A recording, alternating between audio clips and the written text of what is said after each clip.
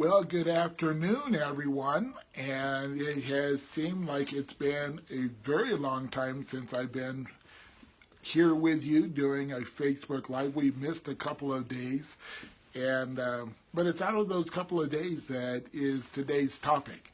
So we'll let everyone get on here, and hopefully, because we took the break, everyone hasn't forgotten to come on and join us at 1 o'clock here Mountain Time on Monday, Wednesday, and Friday. So today's topic is there are no accidents, recognizing and maximizing opportunities. And it may sound like it's a little bit, hey Ricky, how are you? It looks, by saying maximizing opportunities, that we are looking for these non-accidental connections to convert, and it really isn't that. So, hey Don, thanks.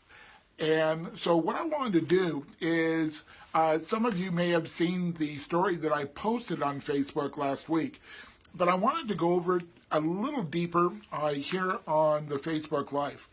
So last week, as I told you, I was going to Florida to work with a new client, and I was scheduled to leave Denver, fly to Dallas, meet with Tanja Waring, and we were going to fly down together. It's a mutual client of ours. And so I got to the airport, and my habit is I get there early.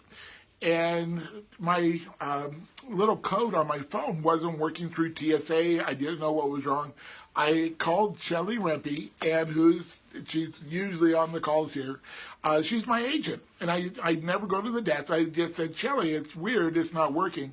And then she goes, oh, I just got the announcement.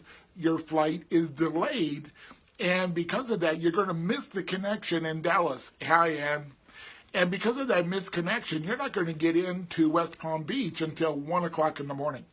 And she goes, I'll call you back in 10 minutes. So she did. She said, the next gate over, get there, go there right now, and just say these things. And as I was sitting there or standing there at the desk, the ticket agent was really grumpy. And she goes, it's only, the gates are closing, and we only have 10 minutes, and I don't think we can do this. And she did it 3 times. And I just stood there and smiled. And I had Shelly in my ear on the phone, and I don't know what she was thinking. But this lady just got more and more agitated. Finally, another ticket agent came up and said, what are you doing? And she said, I'm trying to get this guy on the plane. And the other ticket agent went ahead and did it once, and it went through. And she goes, we got it done. And she goes, go. And so I got onto the airplane, and it was really interesting because I was literally the last person on the plane. Hey, Frank. And, when you do that, everybody's looking at you. Now, I didn't delay the flight. We were still leaving on time. But it was one of the stretch airliners. So there was 2 sets of exit doors. When I got to the second one, there was a flight attendant, and it turned out he was a flight attendant for 44 years. I'm always finding out stories about people. And he said, where's your seat? Is it here? And he pointed to an aisle seat on the exit row. And I said, no, it's back. He goes, oh, just take that seat. It's okay. And so I sat down, and, as we go through and we take off, and I had one of my books, and I was going to, and I'll be right back, I was going to have this in my hand because I was autographing it to a very special person. And so sorry about that, disappearing on Facebook Live to come back live. And hey, Danny. And so during the flight, I had pulled out my Beaver book, what's called the Beaver book. It's this, and it has a picture of me and the beaver on it. And I was autographing it, and then I got finished, and then I went, hey, Mayland, and I put it on the seat next to me. Now, here I'm on the exit row. There is nobody next to me. There's someone on the window seat.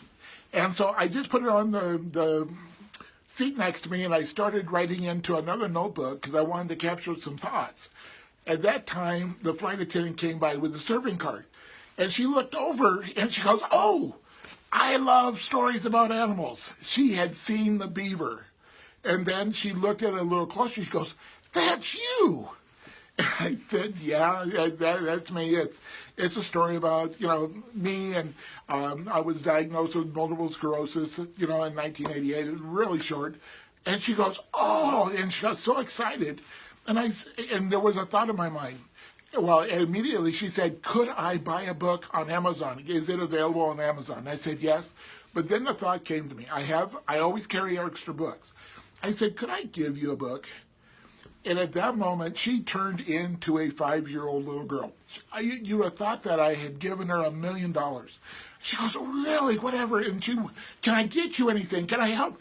And she goes, if you need anything on this flight, and by the way, I hadn't given her the book yet, she said, just push a call button. I just want to make sure you're very comfortable on the flight. And so she goes away. I ask how to spell her name. I sign her book.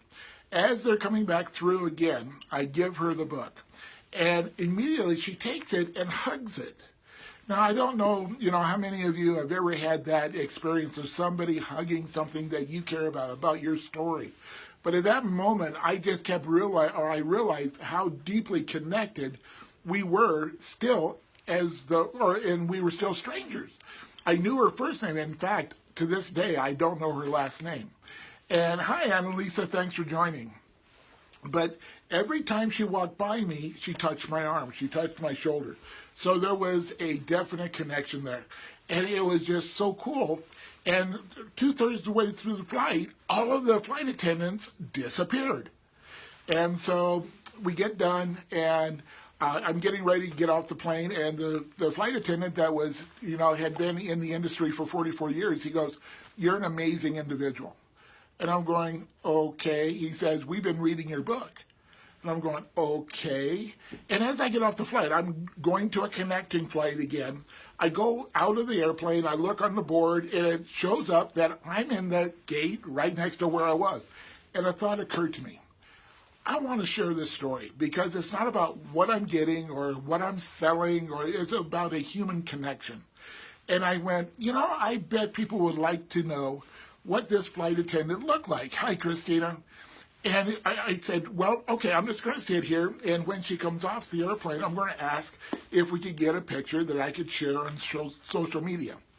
And a couple of minutes goes by, and she comes off. She sees me, she comes over and gives me a great big hug. I mean, this is someone that still doesn't have any idea who I am, and I don't know who she is really.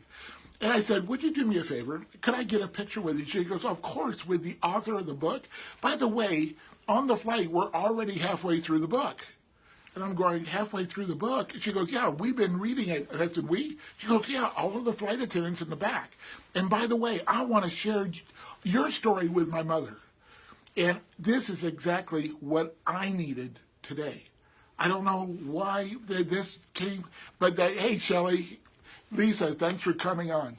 She goes, and I don't have any idea what she was going through. But she said, this is the story that I needed today in my life. We don't know where those connections are. And so we took the picture, and I said one more thing. I said, would you do me a favor? If you really enjoyed the book, would you go on to Amazon and give me a review? She goes, I'm a Prime member. I mean, she was just having so much fun with it. And so, going back, basically, we separated, and I have not, because I don't know who she is, we haven't connected again. But I told the story on social media. And so I wanted to break down what happens here, because I truly believe that we have these opportunities all the time that we just walk by. And so the first one is change happens. When I was standing at the gate wanting to do that initial change, everything in my head was, I don't want to be a bother. I can take the later flight. I can get Uber into the hotel. Everything's going to be cool. But that still small voice kept saying, just be quiet and smile. And I did. So that was the first change. I wasn't supposed to be on that flight. The second is I was supposed to have been in the back, in the middle seat between two people, and I wouldn't have had that empty seat beside me. So I ended up with a seat that I wasn't supposed to have. And so stay present, have that ability to really stay present. And then here's a key, no agenda. it has been suggested maybe I was marketing by putting my book face up on the seat beside me. I wasn't. There was no conscious, at least, point of having it there other than I did not have the ease of getting back into my carry-on. And so it was a manipulation. If I had an agenda and put it out because I wanted the people to see me and that I'm an author or whatever, I call that manipulation. That is not connection.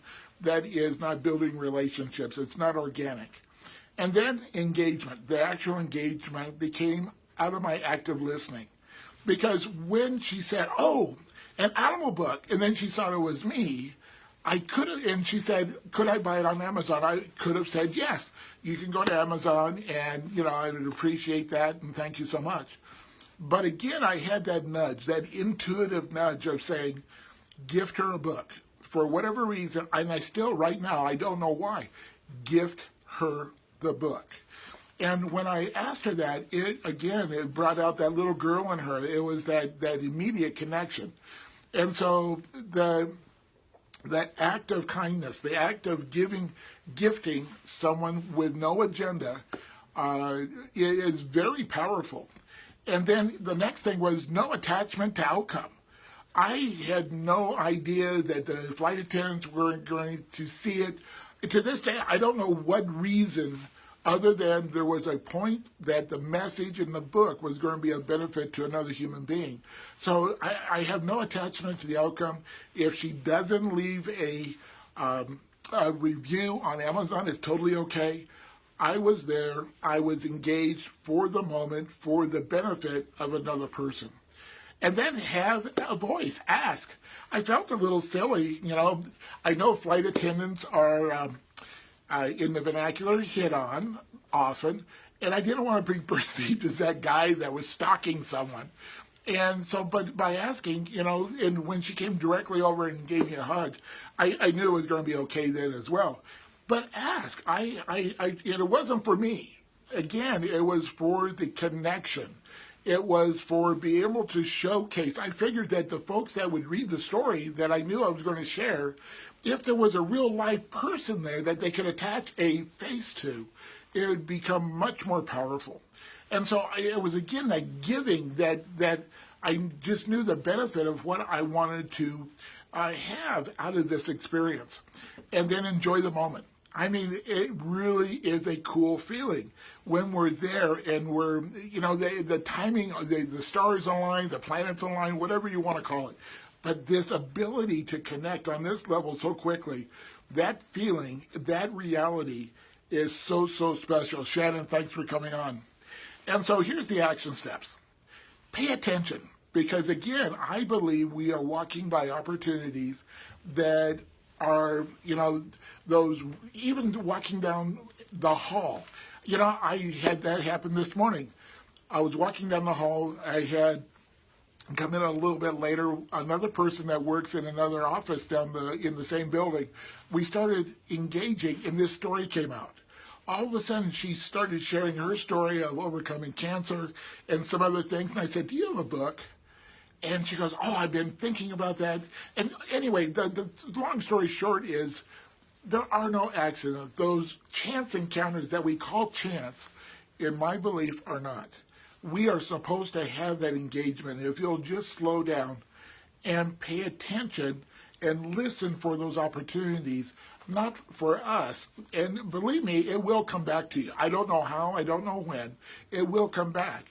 But in the moment, it's about listening about how we can serve others, and then act on your intuition. Sometimes we have these little nudges and we go, can I trust that? Or that's stupid or whatever. You can judge it, but act on it. Take the risk. Reach out. Engage. You'll be glad you did. And then enjoy the moment like I did.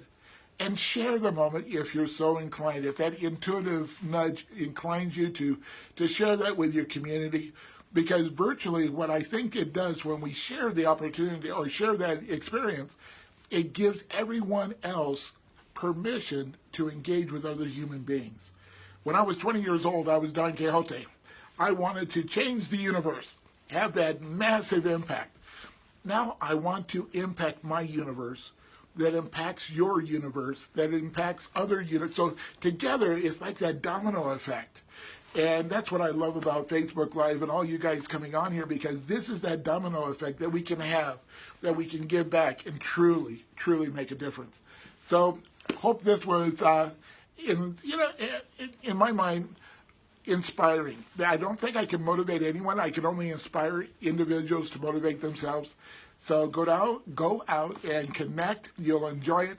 I look forward to being with you on Wednesday at 1 o'clock Mountain Time. And have a great day. Thanks a lot. Talk to you soon. Bye-bye.